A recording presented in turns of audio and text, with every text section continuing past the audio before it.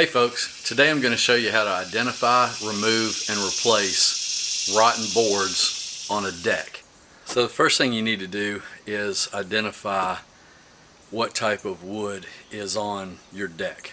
Most decks are built, at least in the US, most decks are built with what they call 5/4 decking, 1 inch thick when it's finished, and it's got radiused edges. Some decks though are built with 2x lumber on top of the deck, like 2x6s, 2x8s. The way to identify what you have is to measure the thickness of the wood on the deck itself, and the 5/4 lumber will be exactly 1 inch thick, and 2x lumber will be 1.5 inches thick. So you need to know that before you go to the lumber store and pick up your decking. So before you go to the lumber store, measure on your deck what length of board needs to be replaced. Keep in mind that a lot of decks are built using pretty long lumber, 16-foot long lumber, things like that. That may be a little bit difficult for you to get home. So what you can do is, for example, if you have a 16-foot board to replace, you can get 2 8-foot boards and then center them on one of the joists, and I'll show you how to do that. But you don't necessarily have to get exactly the same size that you're replacing if you're okay putting another joint somewhere on your deck, just to replace the rotten board. If you've got a 12-foot board, for example, and you don't have a way to get that home, same thing. You can get a couple of 8s and cut one of them in half and do an 8-foot and a 4-foot to make up the 12. But you do want to know that before you go to the lumber store, because you don't want to underbuy and you don't want to overbuy. Just measure the length of the section you're going to replace, and then you'll know about what you need to get when you go to the store. Now what you're going to need for this is you're going to need a tape measure. You're going to need a claw hammer and some nails. The size of the nail will be determined by what your decking material is. If you're using 5/4 decking, I think you're better off using an 8-penny nail. An 8-penny nail is 2.5 inches long. I'd use galvanized nails on the deck so that they don't rust. You can use screws as well, but most of them are nailed down. If you're using 2x material for your decking, then I would recommend using a 16-penny nail, which is a 3.5 inch nail. That's going to get through that extra thickness of decking a little bit better and hold a little bit better. Also, I'd use a galvanized nail with that. So I think you need 2 pry bars. You can probably get by with a claw hammer and one. I've got a smaller flat kind of pry bar, and then I've got a big, what everybody calls a crowbar, a bigger hex type pry bar. You need a piece of scrap wood to get under the pry bar so that you don't tear up the existing decking. Otherwise you'll make dents and scuffs on the decking that's next to the board you're removing. You're going to need some kind of a saw. I've got a little cordless saw, but you can do it with a hand saw. You're just cutting a deck board, so it doesn't have to be anything big or fancy. You're going to need a square and a pencil. That should be it. So the first thing we got to do is pry up, remove the rotten board, and then we'll replace that. Not always, but most of the time when you've got a deck board that's rotten, it's going to start showing like these black streaks, and you can see how that board is just shot out. It's rusted or rotted and completely fallen apart. So we need to take this thing out and replace it, but I don't want to rebuild the whole deck right yet. That'll be a project for later. In the meantime, I don't want people to fall through my deck when they're walking through and break an ankle or something like that. So we'll pull that out and put a new one in. Now you can see right here where I've already removed one board. I actually had 2 that were rotten, but I'm going to take this one now and remove it. Obviously it's got a rotten spot on it since I've already punched a hole through it. You may want to catch the rotten wood under your deck rather than just leave it, because it might be a termite issue. My deck is about 12 feet off the ground, so I'll just pick it up when I'm done. If you can get access to the end of one of these boards, or of the board you're going to replace, it might be easier to start there. I can't really get good access to the end, so what I'm going to do is I'm going to knock out this rotten section and then remove it so that I can begin pulling the board up here. But I'm going to take my pry bar and I'm going to, basically just knock this stuff out. like I say, with mine, I've got a wagon down there. I'm just catching this junk, so I'm gonna pick it up later. But you may want to throw a tarp down or a piece of plastic or something like that. Go ahead and take your claw hammer or your pry bar, whatever you got, and get the nail out, because that'll be in your way.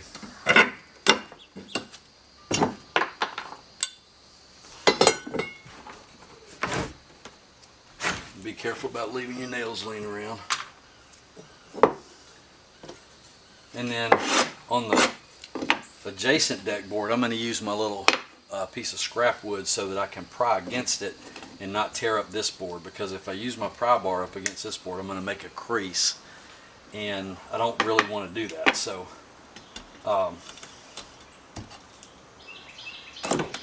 you got to get to good material, obviously, so you can pry against it. Sometimes you may have to take your hammer and get up underneath this board, but just be careful of the quick release. You know, once that nail breaks loose, it's gonna pop, but you're basically just gonna start prying to get a nail up. And there we go. So now we got one nail up.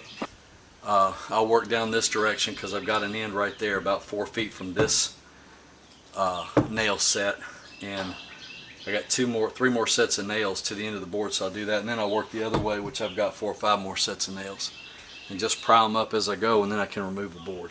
So the reason that I like to use 2 pry bars is because a lot of times to get these nails to pop out, you've got to get 1 pry bar underneath the board, and then you got to use the other one to get a little leverage on there. So like that's what I'm going to do here. I'm going to use my scrap board to protect my adjacent board, and I'm going to pry this up, and then I'm going to get my longer pry bar up underneath here,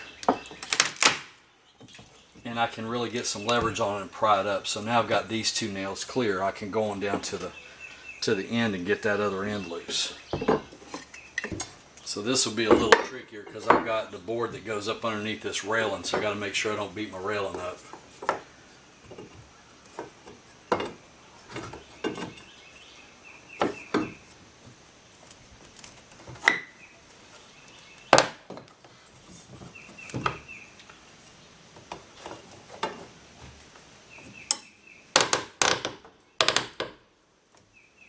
So now if this board wants to go down, see, I can hold it down with my smaller pry bar, get the bigger pry bar in there.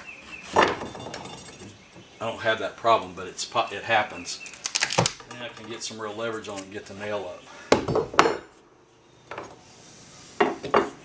And in this case, because I've got to get up underneath this railing, I'm going to pry the board up and just hand bend the nails back so they'll clear.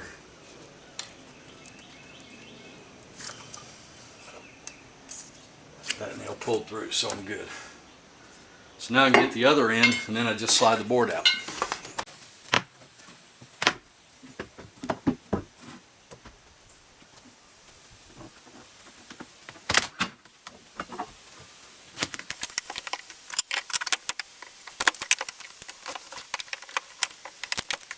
If you have a situation like mine where you've got to get this board out from under the railing, then you may find it beneficial to cut it somewhere midstream.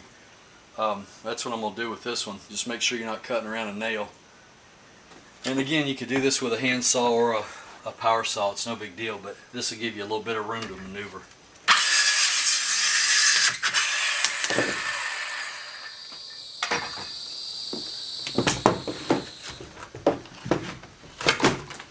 And get that piece out.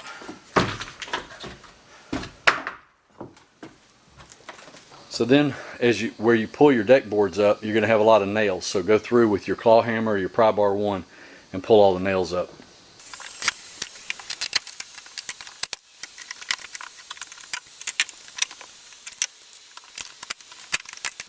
On your joist boards, when you remove the deck boards, if you find that you've got rotten joists, then you need to, it's a more serious problem. Then you need to look into replacing the structure of the deck. Rotten joists are going to make the deck weak and soft and not able to carry the load of people or furniture grills, whatever you put on your deck. It's not going to be able to carry the load as well because that's the structure of the board, the joist are. So that's a different issue. If you do find rotten joist, I would recommend that you either consider tackling rebuilding your entire deck,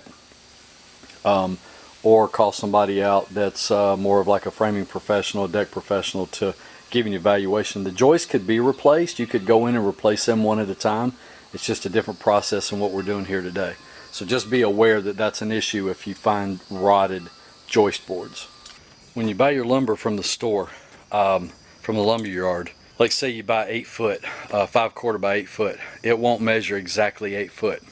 So you usually have to cut and trim your wood anyway. But one of the things for sure that you want to do when you're replacing your board, you want to make sure that the end of your board is going to line up on the center of a joist.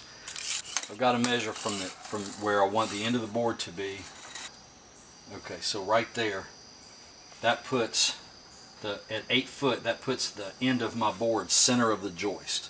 So that's where I want it. I don't want to go past the center because I've got to get the next board nailed down here. So I'm going to cut my board to exactly 8 foot.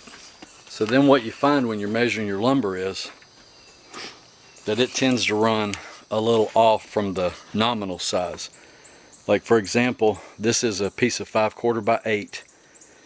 It measures just shy of 8 foot and 3/4 inches. So I know I've got to have an 8 foot board. So I'll make my mark at exactly 8 feet because that's how long I want my board to be.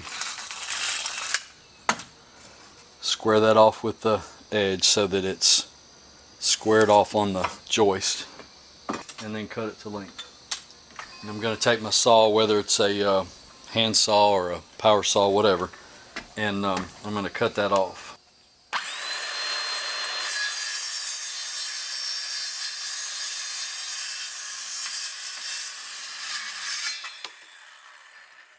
One of the things to note is that with lumber, you can tell where the center of the log was, the tree, and the outside of the tree. Well, the outside, of course, is the bark side. You want to install deck boards so that the bark side is down. And the reason for that is that lumber will tend to cup in the direction of the bark. So if it's bark side down, it's going to cup like this, which means water runs off of it.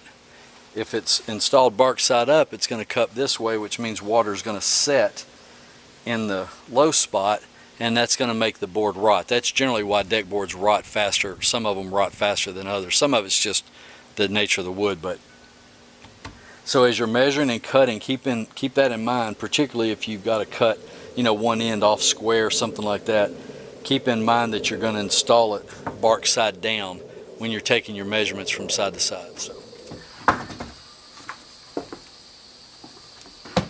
I'll take the deck board and put it in place. Now, one of the things you're going to have to be aware of, the new deck board is going to be probably, unless it's really dry, it's probably going to be fatter than the whole, because the boards that are on your deck have dried and had a chance to draw up. Well, this new one is going to be wet because the pressure treating process makes the lumber very wet, so it's going to be swollen up.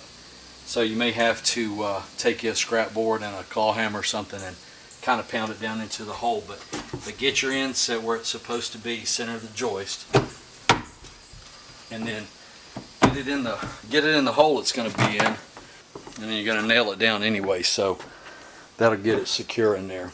But the wood itself will draw up after you get it nailed down. Now, what you want to do when you're measuring these things to fit in an existing hole is you got to make sure that you're measuring so that it'll fit, and cut it so that it'll fit. Now in this particular case, I'm coming up against an existing board. If I'm meeting on a joist without an existing board, I just really want to make sure that I'm hitting the center of the joist like I showed earlier. But in this case, this board isn't completely square, so I'm just going to have to do the best I can. On the short side for this board, it's going to measure 7'11" and 5/8, and then on the long side it's going to be about 3/4. I'll probably cut it on a little bit of a slant so that it matches in there better, but for sure I can't be any longer than 7'11" and 5/8. Alright, so slip my board into place. I may have to, if the slot or the board isn't completely straight, you know, I may have to get a pry bar in here or something and pry it to where it's square.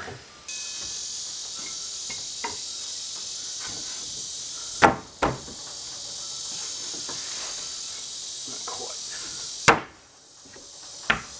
Alright, there we go. So now that's good and square. Now,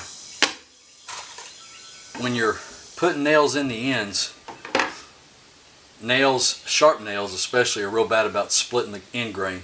You're going to want to go in at a little bit of an angle anyway, so you're not too close to the end of the wood of the board. But a little trick is, take you a scrap piece of wood and take your nail and just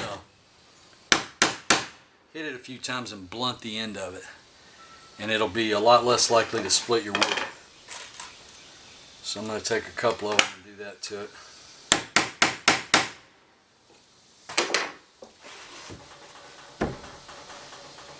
And then I'm going to go in, you know, we've already made sure that we're centered on the joist pretty well, but I'm still going to go in on a bit of an angle so I'm not quite as close to the end of that board, and I'm not as likely to split it. Just like so.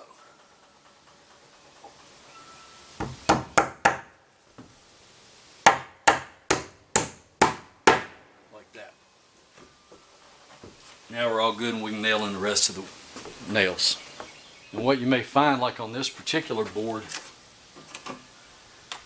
you may find that the board itself isn't completely straight. So, you know, the gap will vary like here to here. So what you'll have to do is take your pry bar and go down in between the existing board and the new one and pry the new one to where it's centered before you nail each set of nails, and that'll keep it straight as you go, because a lot of lumber's got a little bit of a crown to it.